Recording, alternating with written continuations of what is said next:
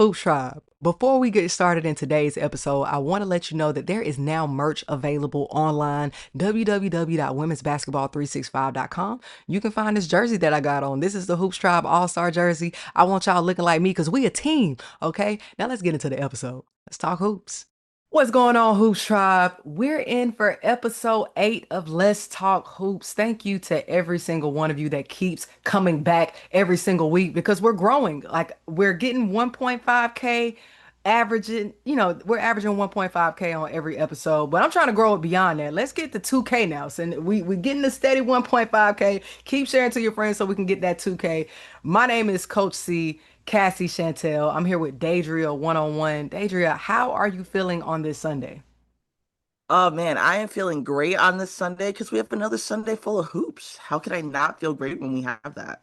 Man, it's such a busy point of the season, and it's also really busy for me. I've been on a bunch of side quests. I'm feeling like Shaq right now. I was actually at a women's tackle football game just yesterday, so I can't wait to put together that footage because women out Nice. here doing all the things. We out here hooping and playing basketball at a high level, and we out here playing tackle football. That was interesting.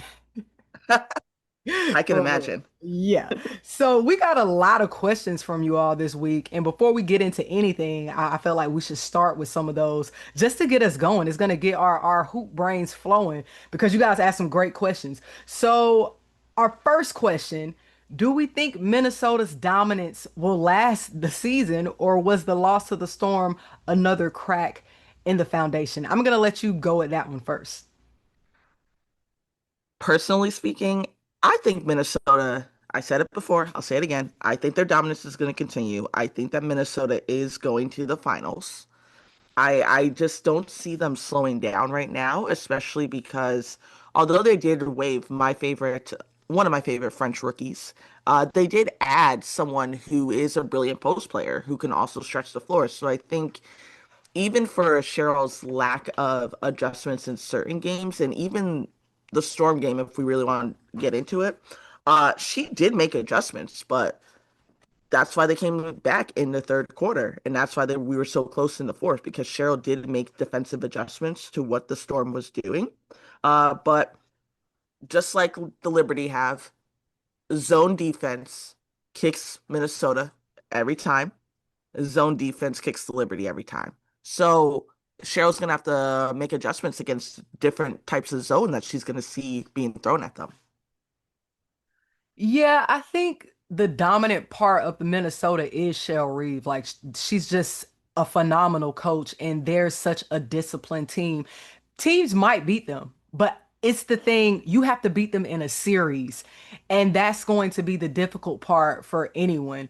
I think that this season has the potential for us to see a lot of teams have up and down games. Like we might see Minnesota lose, we might see New York lose, but can these teams that are beating them beat them in a series? And that's the big Mm-mm. question right now. I haven't seen a team that I feel is as disciplined, is as a well-oiled machine as Minnesota. So I think their dominance is going to continue. We may see them lose, but I don't think that there's really a crack in the foundation. I think that, everybody has the potential to be beaten. This is just a league full of, phenomenal players. And we saw them, jump back or shake back in that Sparks game. It was just belt to ass. They did not let Yeah. off the gas at all. And it made the Sparks, who seemed so large after that win over the Aces, look like little pups. So Yep. I think that showed us right there, what will happen after, they'll get your number. It's like, okay, we lost, we know what to hone in on, and now we're gonna shake back. Yeah, definitely. So another question we have is, what flaws do you see in the Liberty that can potentially be exploited by other teams? I'll let you kick that one off as well. Yeah, I mean, so what we saw with the Liberty game yesterday is the same thing we saw with the Liberty game last season when they played the Sparks and they had Jonquel Jones out. The defense for the Liberty starts and ends on the back of Jonquel Jones. If Jonquel isn't there to provide good interior defense, Stewie will step up a little bit. maybe Sabrina will step up, but Jonquel is their main defensive anchor that they have. Leo, also their second main defensive anchor, which is why we saw Leo go into the starting lineup during the finals series. Not even the final series, just playoff series in general last year. Like they're missing two of their defensive anchors, and then they were also. I remember, guys, they're also missing Benijah Laney Hamilton, right? And we know Benijah can get them into a game on her own alone. So I think defense will continue to be one of their not so great suits. And it's not even so much that they don't have the personnel to provide like that defense that Jonquel gives them. They don't have the personnel with length to provide that type of defense. And they do have personnel that are fast, can provide pretty good defense, but Sandy's not playing them, right? So it goes back to coaches using their bench players for what their bench players are good at, what their strength is. Honestly, I think Jonquel Jones aside, people are overlooking the fact that the Liberty just hasn't shot well throughout this season. They have been winning, but there's been games that they've won that the other team had a better field goal percentage than they did. So I don't think that Yep. they're shooting particularly well.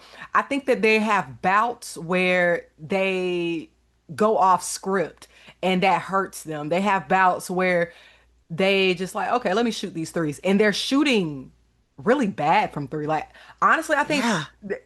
I think it might be I've seen a few games where it's been between 15 and 20 something percent. I don't even know what it is for the season, but let's look at that because I think that we're missing the fact because Jonquel Jones is such a huge piece of their offense and they're able Yep. to revert back to it. Okay, we're not hitting the threes. We've shot like 10 threes and we've missed them. Let's just dump it down low to Jonquel. And Yep. Stewie isn't performing at I mean, she's still performing at a high level, but the level that we know that Stewie can get to, she's just not showing it this season. And I think that has to do with her still somewhat recovering from her injury and getting comfortable in that. So let's see, their field goal percentage for the season, it sounds better than what it looks like throughout the game. So their field goal percentage for the season is 47%, which is good. Their three-point percentage is 35%. But like I said, there's been games where they're shooting. I think the Aces game, they were like 15%. 15 and They sh 25% games, and it's like hard to win a game when you're shooting that. And then you're playing against Indiana. You can't trade twos for threes with a team like Indiana when Caitlin Clark is shooting at the level that she did in that game. I'm actually looking at the numbers from the Indiana game. I have it up in front of me. The Liberty shot 20.7% from three versus Indiana's 48.6 from three. So yeah, you're Exactly. not gonna win when when your shots really are not falling. Because even like the field goal percentage, it's not really that much of a difference. It's a 6% difference, right? Liberty was 42.3, whereas Indiana was 48.1. But you're right, you can't this is, I guess, part of the thing that I have with coaches running an NBA style offense. You can't live and die by the three. Right. If you if you're living and dying by the three, you're not going to get back into a game when your shots aren't falling. You have to drive. You have to use your mid range, and this is why it's so important for hoopers out there to have three different levels to your game. Because if they take away one, you want to have other threats that you can hit them with. Right. So I think the biggest flaw to the Liberty is they can go off script sometimes. They're not shooting as well as they need to. But I think that the flaws that we're seeing right now, it's still early on in the season, and those are things that I feel like they're gonna iron out by the time we get to playoff time because they have the caliber of players and they have players that are experienced in those moments. Yeah. So I think we might have got into this, but aside from Jonquel's absence, what do you think was the Liberty's biggest defensive shortfall in that game against Indiana? And I think you touched on it a little bit. Leonie Fibich does a lot for the Liberty, a Mhm. lot of the small things, and being without her was bigger than what people, everybody's just harping on, oh, Jonquel Jones, Jonquel Jones. No, Fibich is a big part of their defense, and her not being there, and I think that she is a bothersome defender for Yes. Clark at times, especially because she has that length. And I feel like a lot of the time Clark has the advantage because she's a bit of a taller guard. I think she's right at 6 feet, maybe a little taller, and she's a little taller than Natasha Cloud. Natasha Cloud can defend her, don't get me wrong, but Leonie Fibich having that length definitely bothers them. So I think that was a big thing. I think they also didn't come out with the energy that they needed to. There was a lot of adrenaline going for Indiana. This is Caitlin Clark's Yeah. first game back. She's excited to play. She's at 100%. She's fully healthy. No minute restrictions. The crowd is into it. I think that they didn't throw the first punch. And when you're on your heels against a team like Indiana that's very momentum driven, very adrenaline driven, it's just hard to come back from that. It's one of those games where I'm like, I can see how this is going from Q1. Like I knew who was gonna win this game is out the gate. Like it was one of those Yeah. moments where Liberty just did not have it. Indiana switches gave them a huge problem because Hmm. Cloud would get stuck on so many screens trying to go after Clark. But hey, Yeah, they'll make those adjustments. mhm, Who do you think could go further in the playoffs, the Sparks or the Valkyries, and why? I think this is honestly a no-brainer at this come point. on. Valkyries. I'm going Duh. Valkyries. I Duh. I think the Valkyries are very well coached. Coach Nakase is doing her thing. And hey, she just brought in two strong players, a player that we missed, Leticia Amir here. So now we can't be mad about that anymore. She brought her back. So Right. everybody that was hating on them in the beginning, now you have no reason to be upset. And Lay is hooping. And then she brought in Yep. Aerial Powers. And I think that Aerial Powers is such an underrated player for what she's able to Yeah. bring to a team. Not only is she a dog on the court, she's a good defender. She's an energy type player. She's the player Yep. that you want on your bench. You want her in the locker room because she's a motivator. She's one of those coaches. She's one of those coaches players and a player that is that like what Nas Hillman brings to Yes. Atlanta. I think Aerial Powers is going to be able to bring that to the Valkyries. I saw that in game one. She got limited minutes, but her on the bench, she's very active. She's like, come on, like hyping Hmm. everybody up. So I She's think hyping that's a the really crowd up. exactly. She's a really strong piece to have. I think that they're making the right moves. I think they have that togetherness that Dallas wants to accomplish, or really what every team wants to accomplish, right? They have players that are unselfish. I think the team is playing team basketball. When they say playing the right way, that is what the Valkyries are doing. They're playing basketball the way that it was intended, perfect ball movement. And people underestimate what good ball movement can do for a game because it's not just creating open shots, it's also giving them an advantage on the offensive boards because when you're moving the ball, defense is out of position. Now you're more able to get to those loose balls and tap them out. They're just overall out hustling every single team that they play. And they're really one of those teams that they might surprise us with how far they can go in the playoffs. You know what's sad? So not sad, but I agree with you. I think the Valkyries are going to the playoffs. I'm sorry, the Sparks are a lottery team again this year. They're a lottery team again. At this point. But looking at looking at the Seattle versus Valks just kind of numbers here. See, the Valkyries only shot 16.7% from three. Like their starters shot 20%. The bench for Seattle outshot the Valkyries from three, which again proves like if your threes aren't falling, you gotta use other things. And I think that's one of Natalie's strengths is one, they're a very physical team. Their physicality bothers a lot of teams because they don't know how to handle it or they don't if I'm sorry, if I had to defend Kayla Thornton and I saw Kayla Thornton coming at me full speed with the ball, I'm gonna try and take a charge, but I know I'm more than likely gonna get a blocking foul and a bruise in my chest for the next day. And that's okay. But you like when you have players who lean on their physicality and play bully ball to really try to get their shot off, you gotta counter that, right? You gotta figure out a way to counter that. And I think some of the people that they had defending maybe weren't the best. Seattle, just like with the game against Minnesota, they kept getting caught on backdoor cuts where they were just ball watching and not really watching their defenders. So yeah, Valkyries playoff team. And are they above 500? Are they 500 now? I think they I are. think so. I think I so. think they're 500 now. So Let's see. They're ranked eighth overall in the W right now, and their record is currently 5-5. They're right at 500. wow. They got there faster than I thought they would, quite frankly. Yeah, because I think we talked about them doing it after All-Star break. Yeah.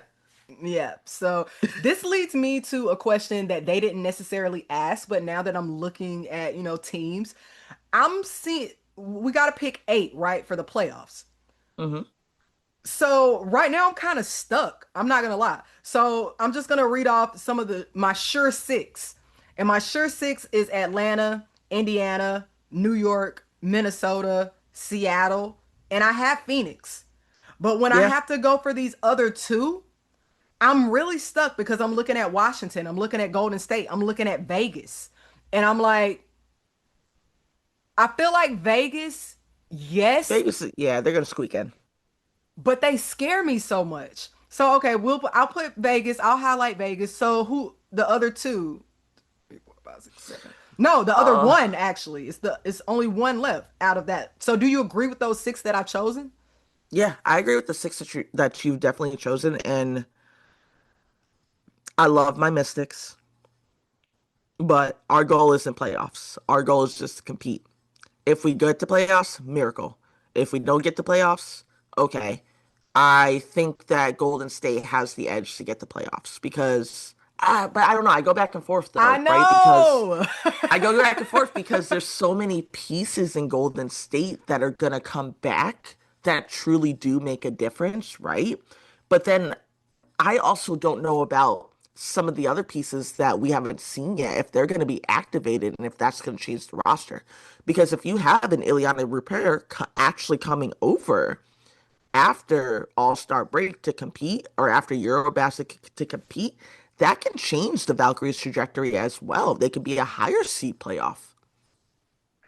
Yeah, so I'm gonna go ahead and go sure thing for Golden State. I'm sad about the Mystics because it's like in my heart, I know that they probably won't make it just because they can be really up and down and they have so many Yep. rookies that are leading the team essentially at this point. And Yeah. then the veterans that they have, I don't believe in them wholeheartedly. So I do think that Golden State has the edge. They are just a force, like Janelle Salon.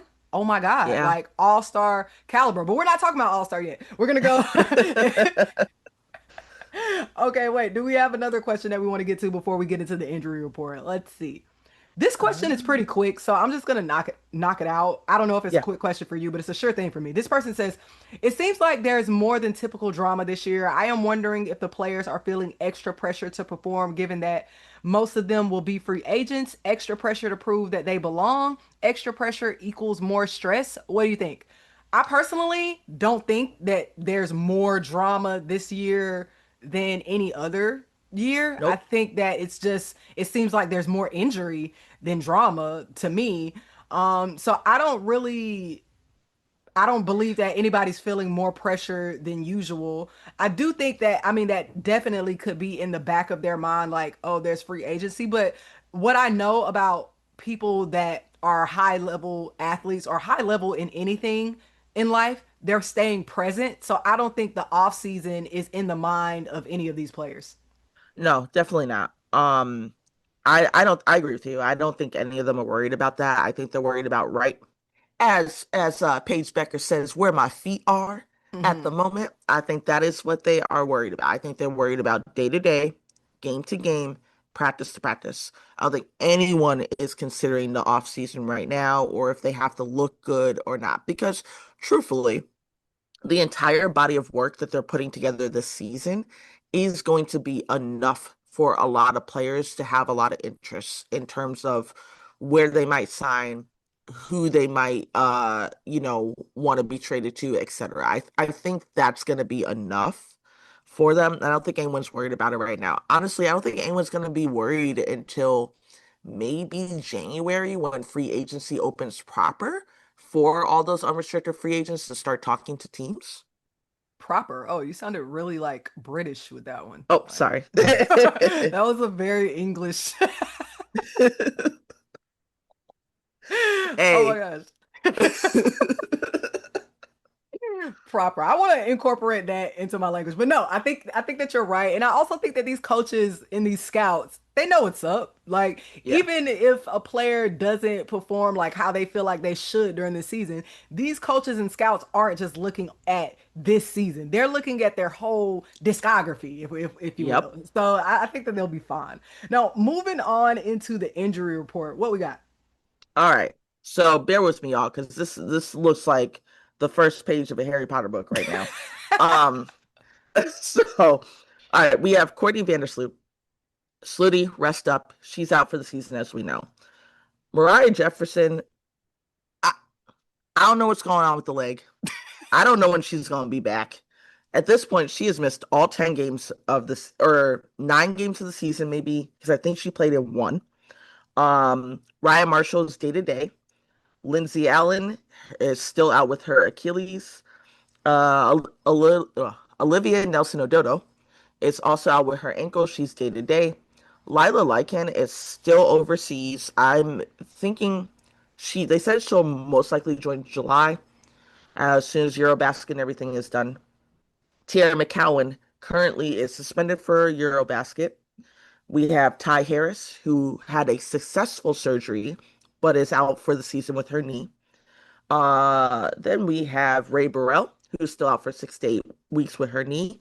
Cameron Brink, our other favorite 22, waiting waiting for her to come back. No, Wait, because wait, that wait. because that post, man, We gotta talk about post. that because people are tripping. Like somebody, Yes. somebody told me that I need to just start hating on Caitlin Clark for real to feed into the hype. And I feel like at this point, no matter Why not? what I say about her, it's going to be flipped that way. But I made a Right. post because I have the WNBA notifications turned on. So the WNBA made a post and said number 22 returns. I only saw the text. I didn't see any pictures. So I'm like, oh my gosh, is Cameron Brink back? Like, that's my Right. thought because that's who I've been waiting to return. Kayla Clark, I don't even feel like she left because we haven't stopped talking about her. So it's Exactly. like, we haven't stopped talking about her. I hear about her all the time. It's not even in my mind that she has gone for her to return. So, yes, I thought it was Cameron Brink. Caitlin isn't the only 22. Like, y'all gotta give me a break, yo. It's Right. crazy. Nah, when you posted that, I was like, that's fair. I would have thought it was Brink too. Like, I'm sorry. I Cam's first block shot and her first field goal back is gonna heal our hearts. We miss you, Cam. Yes, Take your time. I am waiting to stand up with my sign that says Cam Brink is back. Let world peace happen. please. We can't wait for you to come back, Cam. Sorry. Continue. Okay. All right. So continuing on this injury list, Asia Wilson is out on concussion protocol, and she's actually missing the game today against Phoenix. Is who they're playing. She's missing the game today. And this is her second game that she's missed, which means they're going to reevaluate her again to see how she's feeling, if she has any symptoms. She may miss a couple more games, guys. Remember, both Paige and Rakia missed 4 games total with their concussion protocol. So if Asia has to miss a couple more games, it is okay. We want her to come back when she's feeling healthy versus rushing her back. We have Megan Gustafson, who's still out with her lower leg. We have no timetable on her return. Cheyenne Parkatias is still out. She has not had the baby yet. Leonie Fibich is out with Eurobasket. Jonquel Jones is still day to day with her ankle injury. We have Katie Lou Samuelson, who's out for the season with her ACL. Georgia Amore, who's out with the season for her ACL. Megan McConnell with her knee. I believe we are about 2 weeks into her 3 to 4 week timetable. And Kalia Copper makes her return today, y'all. Oh wow. Today. I didn't even Ka know. is yes, Ka is off the injury list. She makes her return today, and I'm super excited for her. Super excited to see her. I'm a little worried, I can't lie. She's going to be on a minutes restriction, right? Because even with AT and Natasha Mack coming back in the last game, they were on minutes restrictions. They didn't play heavy minutes like they normally would. I think Ka's first game could go 50-50. It's either going to be rough or she's going to be on fire. No, I'm a But, little worried because Phoenix is going to be really good. oh, okay, that's fair. That's valid. That's very valid. Yeah, they've Wow. been playing this entire time without her. Well, we got that whole injury list out the way, but then we have some new additions to teams. So we got Joyner Holmes and then Crystal Bradford X's. What does this really mean for the Aces? I'll let you kick that off. So, I mean, it means the Aces needed someone else that to fill that 3 or 4 spot that was tall, that has length, that is a great defender. And here's the thing. Crystal Bradford's great, right? We know that Crystal Bradford has a bag. We know that she has different offensive tricks, but the thing is we didn't get to see a lot of that. And we didn't get to see a lot of that because of her minutes and how limited they were. But Joyner, people forget Joyner's good on defense, right? Which is one of the Aces' Achilles heel right now. Joyner can create on offense. Joyner is not afraid to pull up for a three. It may not go in, but she's not afraid. She's gonna attempt it. And we got to remember, especially in this league, especially right now with fighting through the season, you want someone who isn't afraid to try to take a shot, who isn't afraid to try to create an offense. And when we're seeing a lot of people get waived, if it's not Eurobasket related, sometimes it's just shooting performance related. Honestly, I think that Holmes was one of the best pickups that the Aces have made since Tiffany Hayes. Now, I might be going on a limb to say that. We're gonna see how she performs. We haven't seen her play yet. But I think that her experience in Seattle is pretty perfect in her going from Seattle to the Aces because she's really good off of the pick and roll, and that's something that I feel the Aces have struggled with this season, Yeah. and they need that action back. So I would like to see what she looks like with Asia Wilson in the lineup because I think that she's going to be really strong off of that high-low action. And she has experience with Jewel Lloyd. And I think that that may even help Jewel Lloyd become more acclimated with the system. It's just about her learning the system, and that has been the hang up, I feel like, for some of the post players to learn the system of the Aces. I don't know. I really don't know if it's more of an offensive thing or if it's more so on the defensive end because I feel like offensively the posts really don't have a lot of action with the Aces. So I feel like Nope. it might be more of a defensive thing. And you're right, Crystal Bradford didn't really get the shot, but I think that it may be have of course, what she's shown in practice that just didn't give Coach Hammond the confidence to have her in those big moments. And then I also felt like when she did get those moments, she looked a little out of sorts. I didn't see the confidence in her. And I understand, like I'm empathetic to it. I understand that there's a lot going on through someone's mind when you're getting limited minutes and you're like, oh, I gotta make the team, that your job is, in the hands of organization and you just don't have that security. So I understand that Yeah. being difficult. Yeah, absolutely. And I think right now it's just as much people or players as the Aces have returned, they still added new pieces that they're trying to figure out how to work in, right? And how to get them to work into the system. And they're still learning each other. They're still bonding. They're still doing all those things to kind of make it work. So at this point, I think it's shooting and it's defense. But one thing we know for certain, if anything happens to Asia Wilson, Jackie Young does not play about her. Jackie Young will step up and Jackie Young will do what she has to do, which is why we saw Jackie had 28 points one game, 30 points the next game. Like, Yo, Jackie Young has really been hooping, and this is the Jackie Young that they're going to need to make that push in the playoffs. I really like the decision making that I've seen from her as of late. She has been smarter with her shot selection. I think that that's really been the big thing for me. Like sometimes I feel like she settles into taking threes when she could drive to the basket because she's such a force with her body. Like she has Yes. probably one of the best builds in the WNBA. Like really strong player. I want to see her use that more, and I think that's exactly what she's been doing. So I'm really proud of the way that Jackie Young has stepped up. Now, with Jackie Young stepping up, there has been talk. It was on June 12th in a presser that Becky Hammon brought up potentially Jewel Lloyd coming off of the bench. And she said that it was something that Lloyd brought up herself. What do you think about Jewel Lloyd coming off the bench? Because honestly, I don't think that's gonna work. I think that Jewel Lloyd needs to stay in the starting lineup.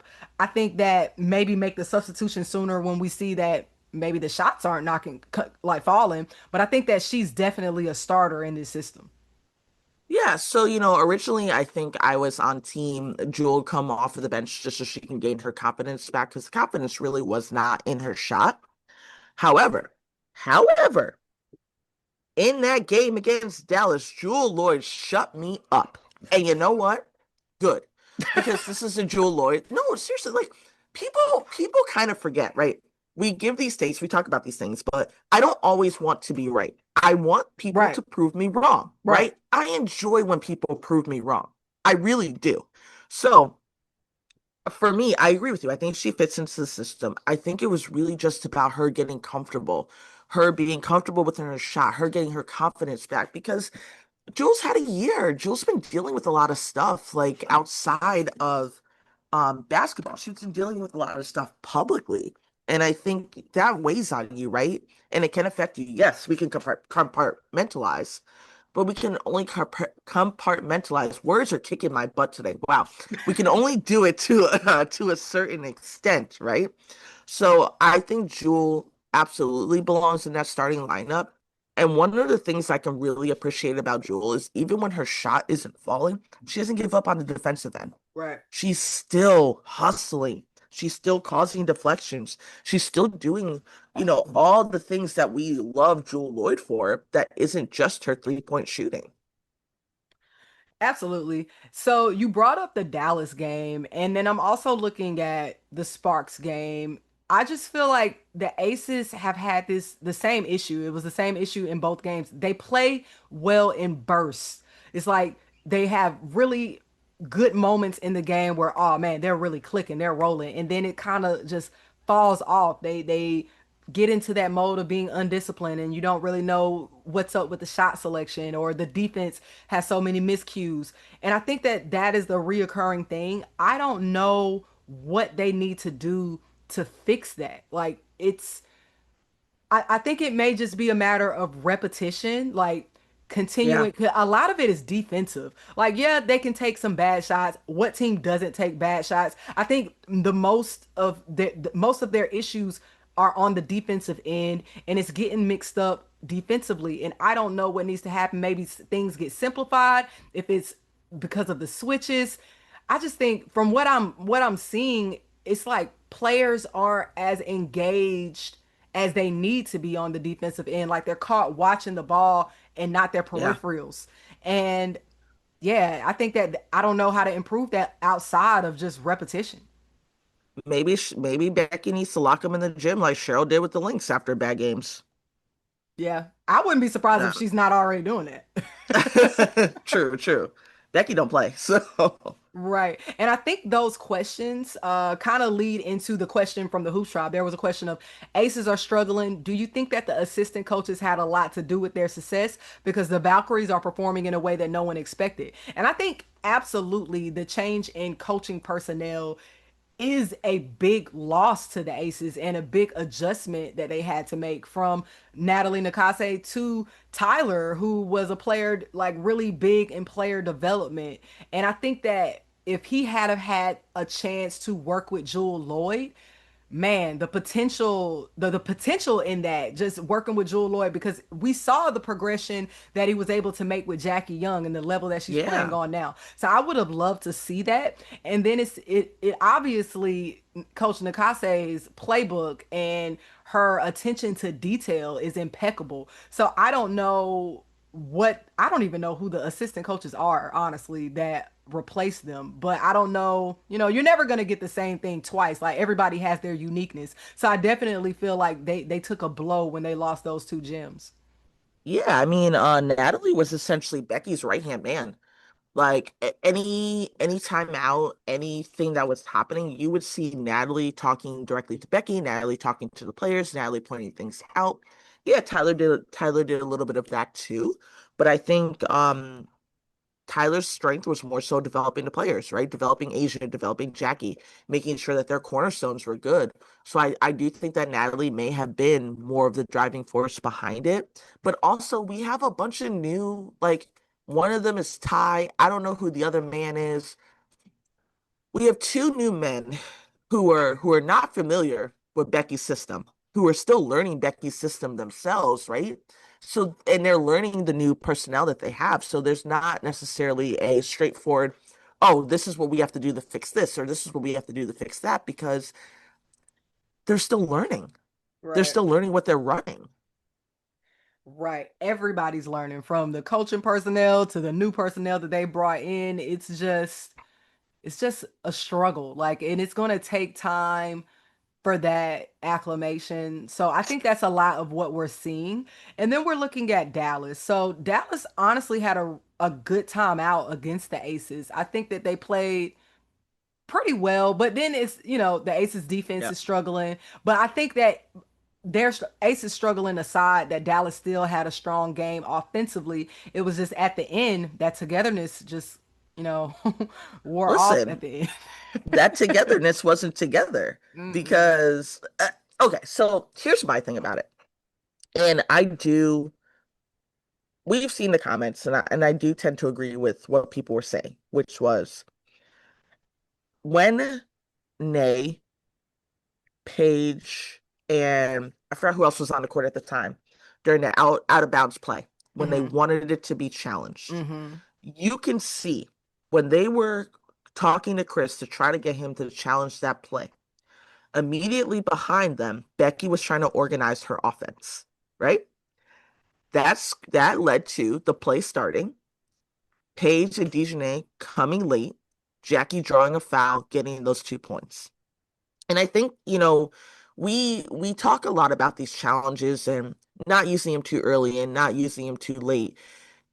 And I think that it was worth a shot to use the It was the damn challenge. fourth quarter. I think it Like, was worth a shot to use the challenge.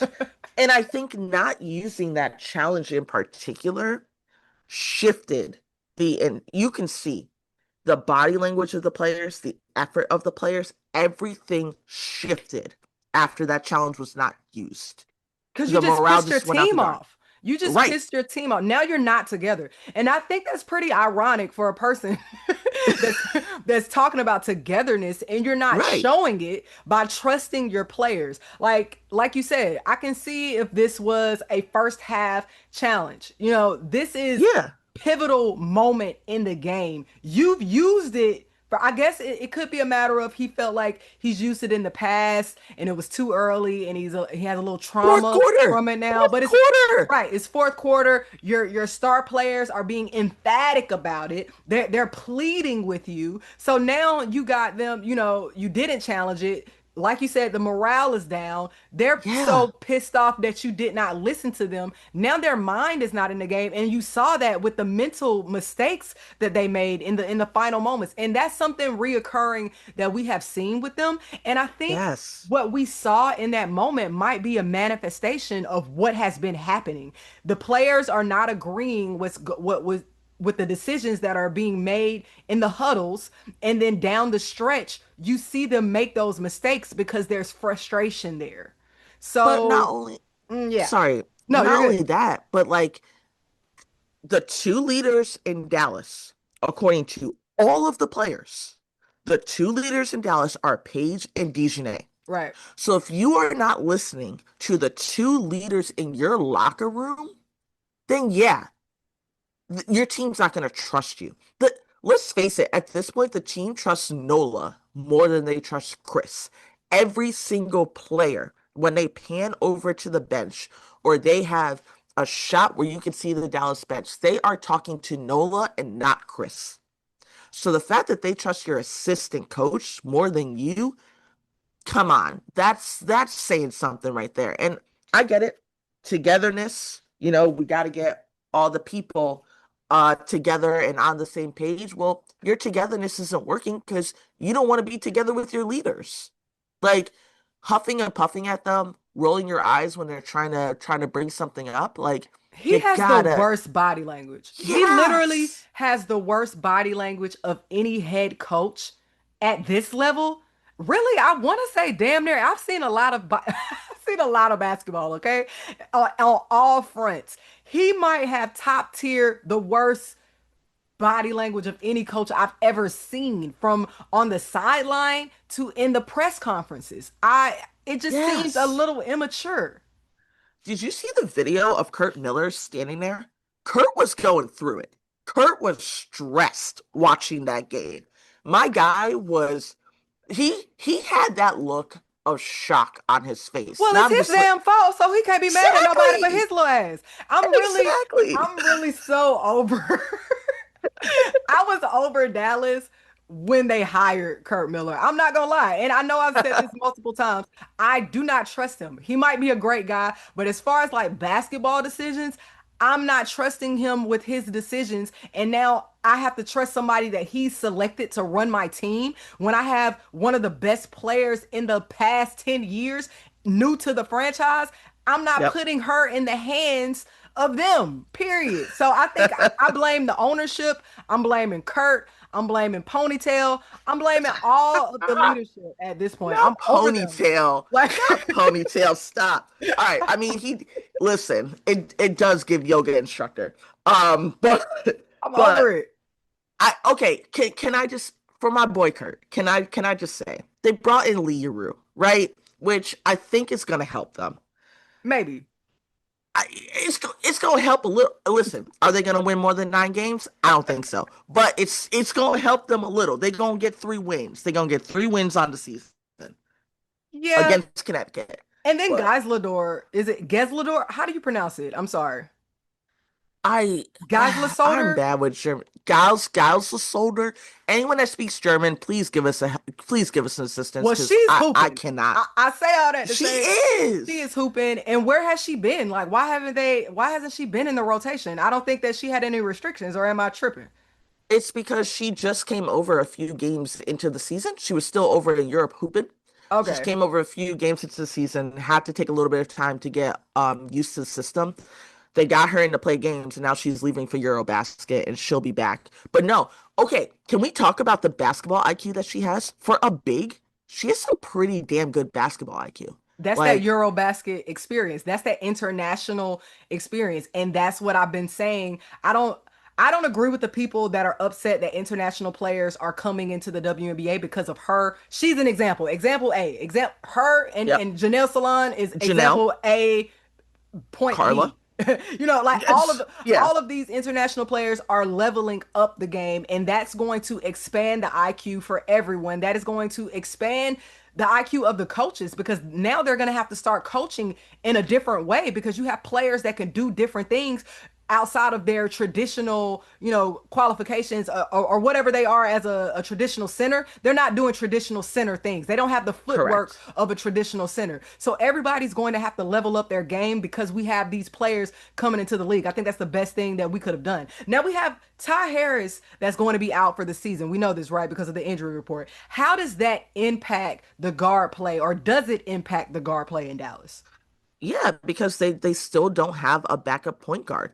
And yes, I know. Everyone's saying, well, they have JJ. JJ's. Have you seen JJ on the floor? JJ is getting better, but JJ is still a rookie. JJ is still learning how to get over the curve of being in the W. Like Paige, we expected that Paige is going to be the starting point guard, etc. But for JJ, you don't expect her to be Paige's direct backup. Yes, Carrington can take on point guard duties, but she's not a point guard. And I think that that's going to be one of their weaknesses as they go on. Their two weaknesses are having a PG and not having a decent big aside from Louisa. And I said what I said, not having a decent big aside from Louisa, because I do not consider Nalissa Smith a five. I consider her No, more a three or a four. she's definitely So a four. right. So y'all don't come for me for that because Smith is not a five. She's a four and she's doing what she can do at her position. All right. And give that girl a break and some grace. She literally has the hardest defensive assignments and she is working her butt off trying to stick with them. You're making me think of like the live situation. So there was a situation before their game against Phoenix where when Nalissa Smith and Dejanay were on live, and Nalissa Smith was actually talking about her defensive assignments and to give her grace. She kind of said that directly. So it leads me to the question of how do you feel about in-season social media interactions from the players? Like, do you think that that's good for the game? Because what happened was after they made this live, there was an altercation between Satu Sabli and Dejanay Carrington. And I don't know the actual words that were exchanged, but I know that Satu's comments, or I've heard that Satu's comments were in reference to what she learned about them from live. So how do you feel about them being on social media during the season? Let them. If that's how they want to blow off stress and steam, let them. I don't see any reason. Here's the thing that we kind of have to look at with these lives and the different streams that they're doing. Players are doing this as a way to interact with fans, right? They're doing it so that more fans can see their personalities, so they can show love to their fans and they can share funny stories and anecdotes. If I can watch Shakira Austin re-dye her hair on live, why can't I watch Dejanay and Nalissa having a good time at the pool? Why can't I watch, well, Stud Buds, y'all, that's a whole nother story because some of the stuff that they be saying on there, I'm just like, Cheryl needs to shut that stream down. But Really? I haven't watched it. man, when Courtney said her woman has to cook, do all the cooking, Oh, I saw that do clip. all the cleaning, have her nails done, have her hair done, and she's like, I'm not asking for much. That's all you got to do.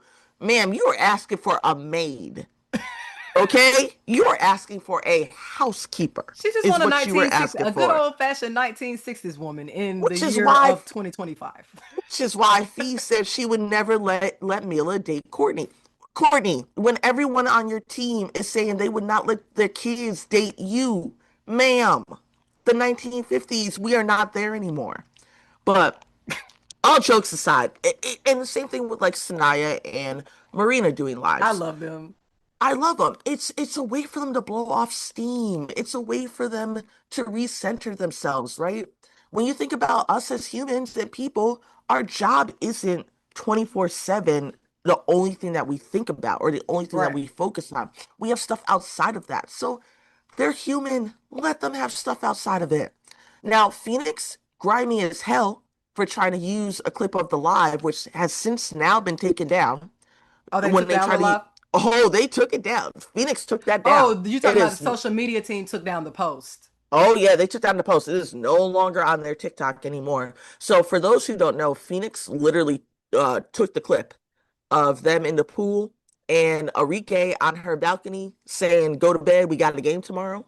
They took that clip and put over it the score of the game. I'm thinking in direct reference to Satu's gesture, comments, etc. But here's the thing: they weren't doing what they were accused of. We all saw they were just talking, they were joking around, they were having a good time. And I think we also have to consider it's not as if they were in Dallas doing this. They were already in Phoenix. They were already where they needed to be. They were at their hotel. Like they're not gonna miss shoot around or miss like, the morning warm-ups because they were swimming at a pool, which is probably 10 minutes away from the arena. Y'all gonna hate me. I'm on Satu's side. I don't think they should have took the post down. I thought that it was funny. I thought that if you're gonna be on live, I'm all for it. I agree with you. If they want to be on live, I love it. I love being able to interact with them. Well, I'm not really on the lives interacting with them, but I love seeing the content that we get from it. I think that it makes me like the players even more than I already did. And it's bringing that personality. I think that NBA players do it. Like Kevin Durant is literally always cussing somebody out.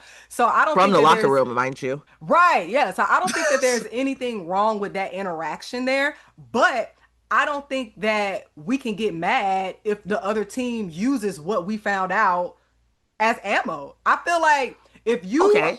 if you're on live before the game and y'all get y'all ass whooped, I'm definitely should have got your ass off live. Y'all would hate to see me coming. First of all, that's why I know I can't hoot with y'all because the amount of people that were upset about that comment or about the other team using that as a point for shit talking. Like I just see that. I mean, it's fair game. Like you put it out there. Like nobody is really thinking in the heat of the moment all the extra things that may be going on in a person's life or while they're doing. Like we're not thinking about that. We're in the heat of the moment. We're talking about we're talking shit and we going at it on the court. So So, I think that we got to use it as fair game. That's so my point. you taking it to hell is what you're saying. Yeah. That's Oh what you're yeah. saying. You're Oh, taking it to hell. every time. Like I'm taking it to hell every time. That's why like I can't be out here playing pickup because the amount of times I done got in little scuffles on the court, I'm just not y'all would hate me. I'm just saying, like I'm not even gonna hold you. But moving on because we got some other juicy things. The Chicago Sky GM, Yeah. Jeff, talking crazy. So I'm just gonna read the quote. I'm gonna read the full thing for y'all for those who are not aware. He says he's speaking on Angel Reese, and this is the point. It's a long season and there's a lot of games left, but this is unexpected, and I've been very disappointed. We had pretty big, significant expectations for this season.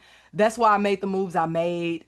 He added, he was referring to signing veteran players Courtney Vandersloot and Kia Nurse. He continues with, that's something that has yet to come together, but it's a necessity for us to win.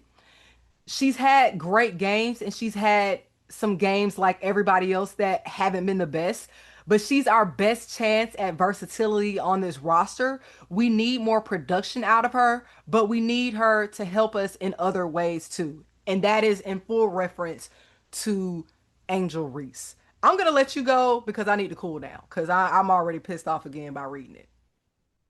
I mean, it's no secret. I've been upset with Jeff for a very long time. I don't think that the moves that he made in the offseason set the Chicago Sky up for success. I also don't think that the Chicago Sky front office set themselves up for success, which is why they got who they got. But here's my thing. Y'all been saying for the last year, Milla is our cornerstone. Milla is the player that we're uh, rotating everything around.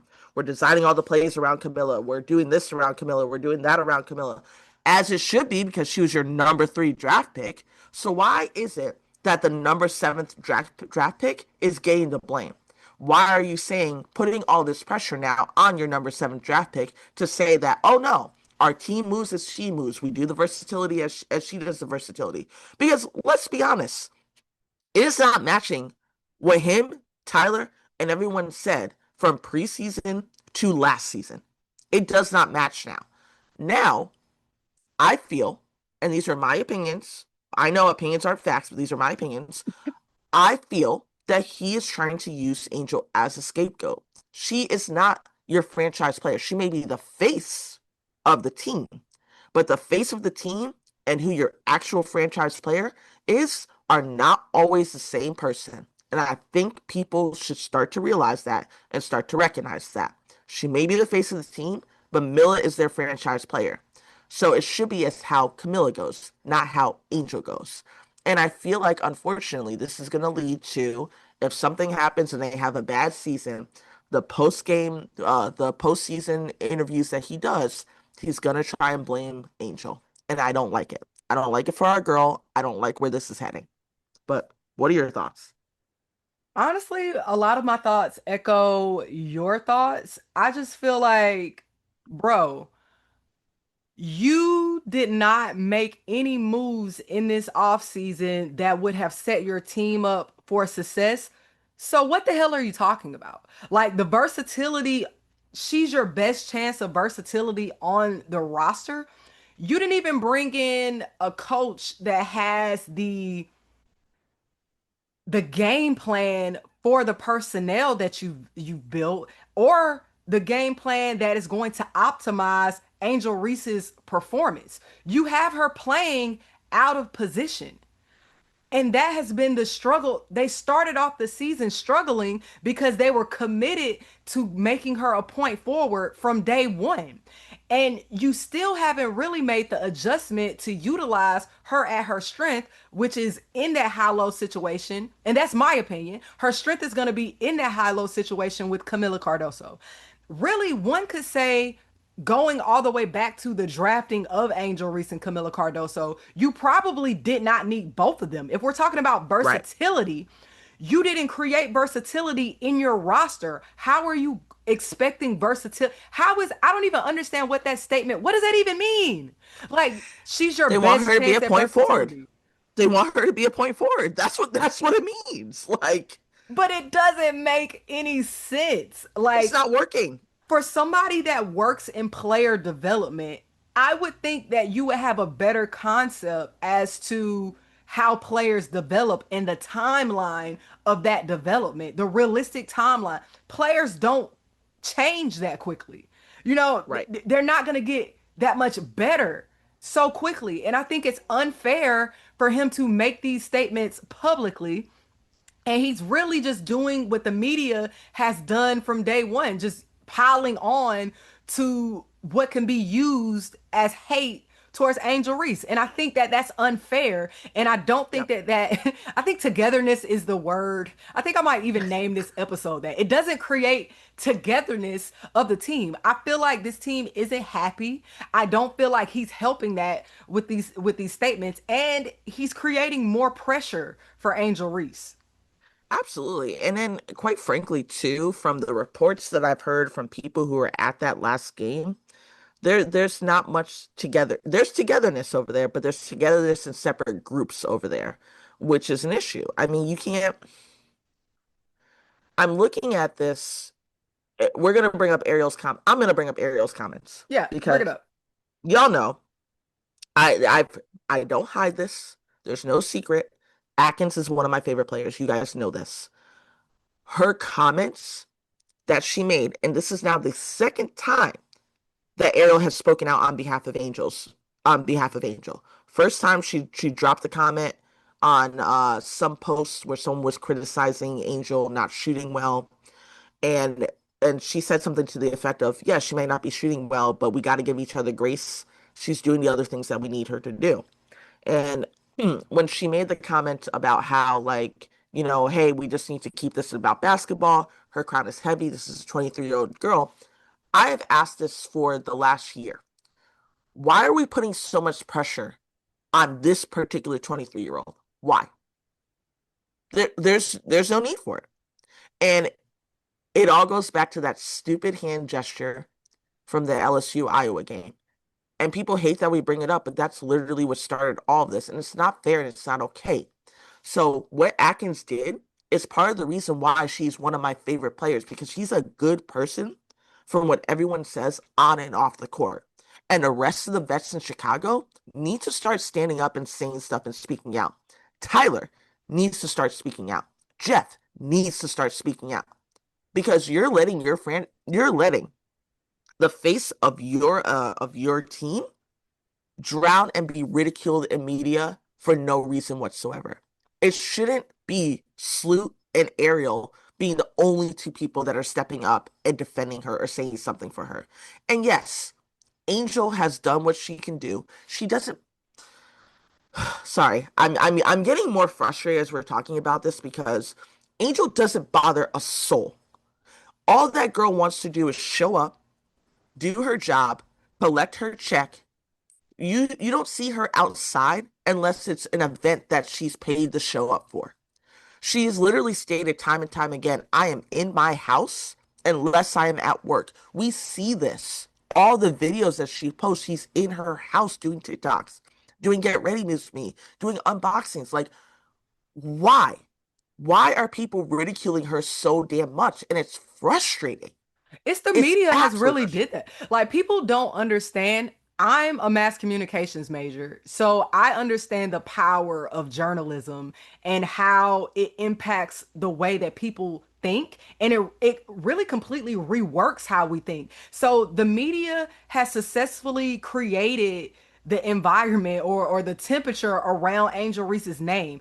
And what's so frustrating about it is the criticism be coming from people who ain't progressed in life themselves. Like, I ain't even gonna Yes. hold you. Like, I got a lot of people that follow my page that are musicians and artists in that space. And I see people commenting. It was a comment that was like, I'm just trying to see, like it was because she just made a video about the me bounds. She was trolling the people that was trolling her about me bounds, and the comment was like, "Well, I'm just trying to see some progression, baby girl." Like, bro, your Did you watch Unrivaled?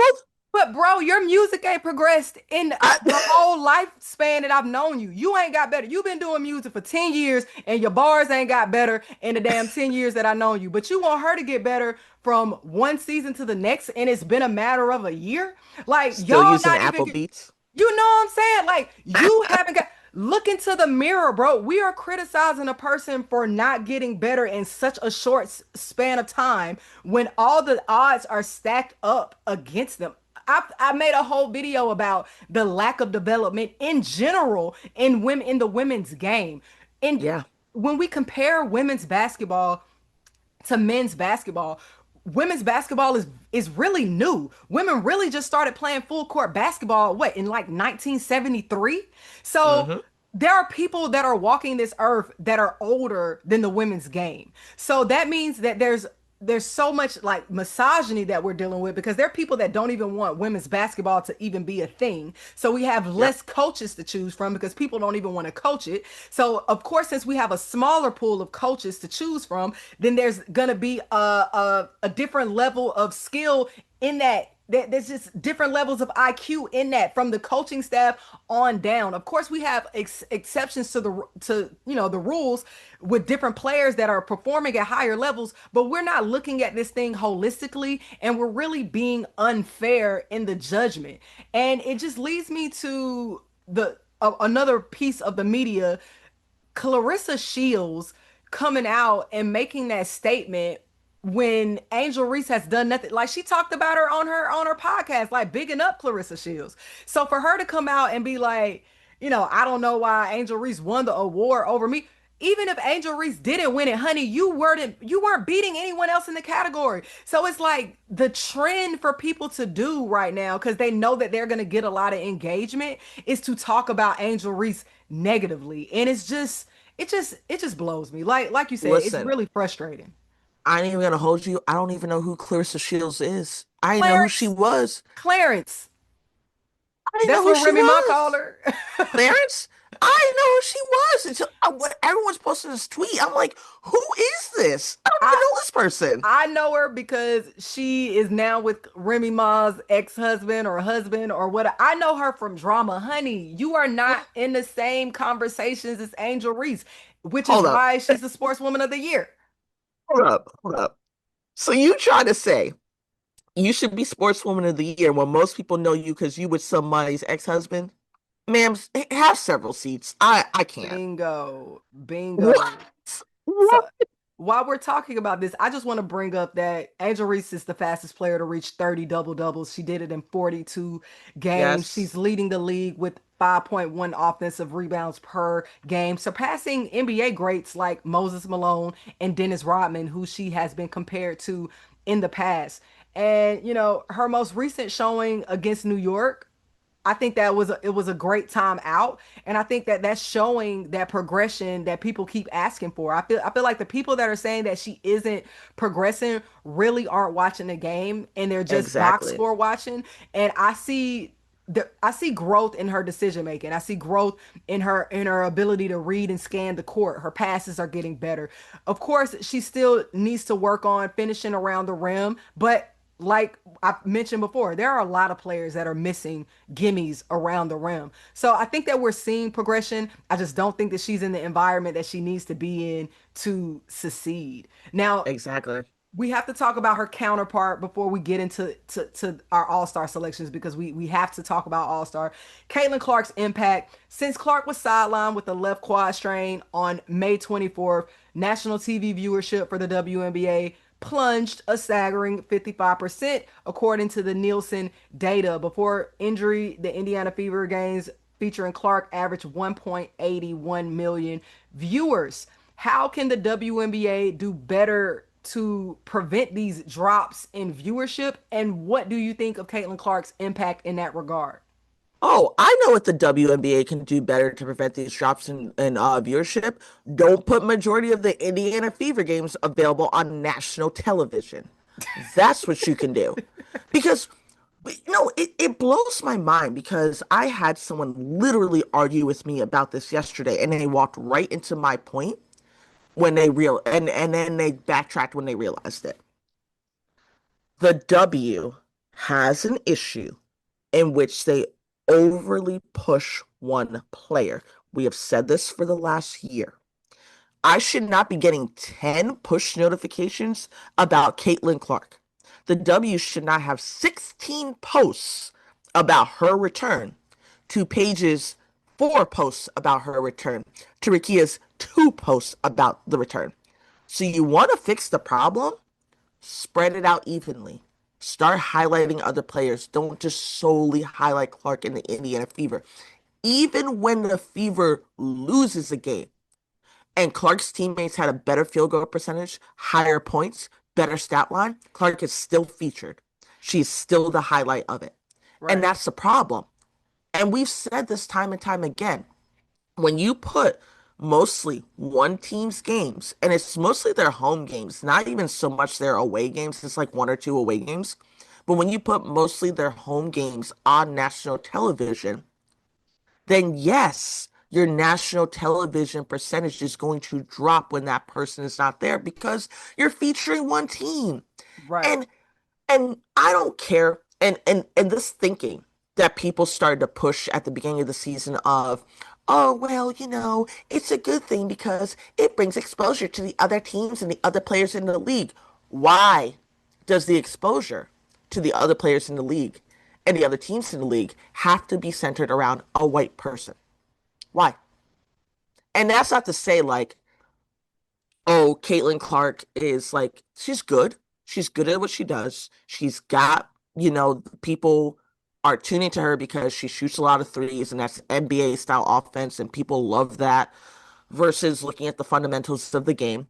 Um, and it's not to say that she's bad because she's not. But again, when you're pushing and centering one person to say that a league filled of talented women who have been hooping for decades should be grateful that they're getting exposure because of one person is so tone deaf.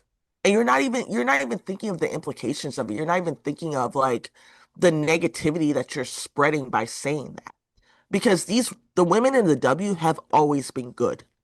They've Right. always been good. Hell, there are rookies that are outshining Clark right now. They're not being talked about that much. And that's the issue. So yeah, of course ratings are going to be down when you have one team that's mostly featured. Right. The data is definitely skewed. And on top of, them having more games on national TV, the W is scheduling games all at the same time. So I would assume that everybody's like, if you have 3 games on at 10 o'clock, like, what is that going to do to viewership? I think Yep. that like the whole scheduling system is skewing the data. And I want to believe that it's not intentional because they've said that it's an AI machine doing it. But I mean, inherently, AI is racist as well Yep. because of who built it. So I really, I definitely give Caitlin her credit. I think that she's an exciting player to watch. Like those Absolutely. 25 points in the first half and her scoring 30-foot threes in a matter of like 45 seconds was amazing. It that was reminiscent to like Steph in the Olympics. Like that was really exciting to watch. But there have been a lot of exciting games. I felt like any game that Seattle has played this season, you could just take your pick. It's been an exciting game. The Gabby Valkyries, Williams. Gabby Gabby Williams, Williams has been amazing player. hooping. The Valkyries are still leading. They have 5 consecutive sold out home games. They still are the team to beat when it comes to attendance this season. So I feel Yep. like, and all of their games have been exciting, and they're players that can stretch the floor and are shooting threes too. It's media, and we talked about it a little bit in the last segment. It's just they have programmed the media to focus in on Clark. So, of course, when Clark is out of the picture, people feel like there's nothing else to watch it for because that's how the media has portrayed the league. And I also think the W is just lazy. I don't even think, I think they lean into Clark because she has her own fan base. So it's like they don't have to do much.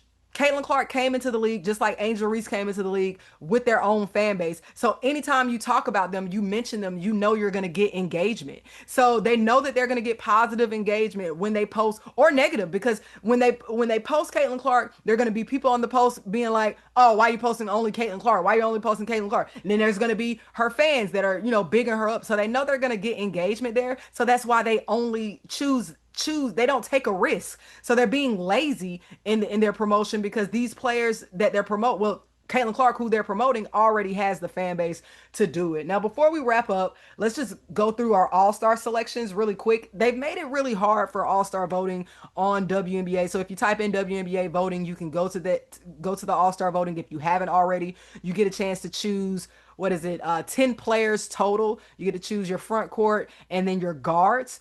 And that was a tough decision, but you get to vote every day, so you can change around who you vote for, and that's exactly what I'm gonna have to do because I have a lot on my list.